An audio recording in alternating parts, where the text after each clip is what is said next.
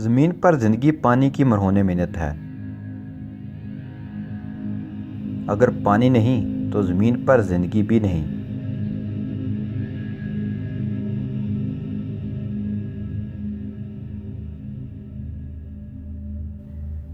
ज़मीन का 71% से ज़ायद हिस्सा समुद्रों से ढका है।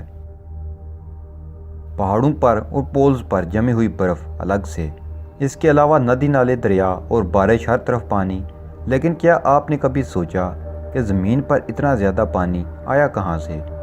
क्या ज़मीन पर हमसे पहले कोई मखलूक रहाइश पजीर थी जिसने पानी बनाया, या इस सब के पीछे वजह कुछ और ही है? इस बात का जवाब 100% यकीन के साथ तो नहीं दिया जा सकता, लेकिन हाँ, इस बात में कोई शक नहीं कि पानी के वजूद के बारे में साइंसदानों ने जो दो नज़रिए पेश किए हैं उनकी हकीकत तस्लीम की जा सकती है। पहले नज़रिए के मुताबिक ज़मीन पर पानी ज़मीन पर ही केमियाई अवामल से बना।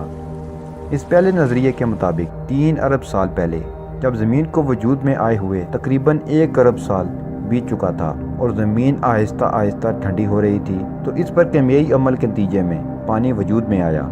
शुरू में ज़मीन बहुत गर्म थी, जिस वजह से एटम्स आपस में मिलकर कोई नए मॉलिक्यूल्स बना रहे थे। लेकिन जैसे जैसे ज़मीन ठंडी हुई, वैसे ही मुख्तलिफ एटम्स मिले और नए मॉलिक्यूल्स को हाइड्रोजन सल्फाइड गैस और ज़मीन में मौजूद हाइड्रोकार्बन्स को जन्म दिया। ये मॉलिक्यूल्स भी एक दूसरे से मिले और मज़ीद बारीक मॉलिक्यूल्स बने। इनके मिलने से पहला खुलिया, पहला जानदार बना, जो हाइड्रोजन सल्फाइड गैस और ज़मीन में मौजूद हाइड्रोकार्बन्स को बतौर खुराक इस्तेमाल करते।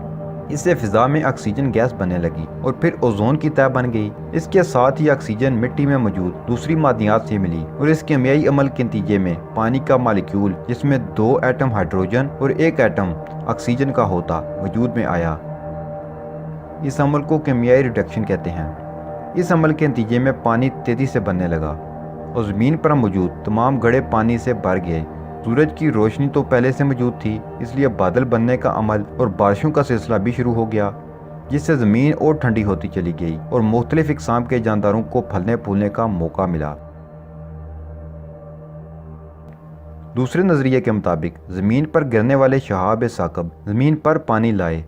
ज़मीन के इब्तदाई दौर में बड़े बड़े शहाब साकब ज़मीन पर गिरते थे और अब भी मुसलसल गिर रहे हैं। जैसे कि अब भी छोटे छोटे शहाब साकब ज़मीन की तरफ गिरते नजर आते हैं। ये शहाब साकब अपने साथ पानी भी लाते थे, जो कि उस वक्त की गर्म ज़मीन को ठंडा करने में मावन साबित हुए, ज़िंदगी के आगाज़ का बायस बने।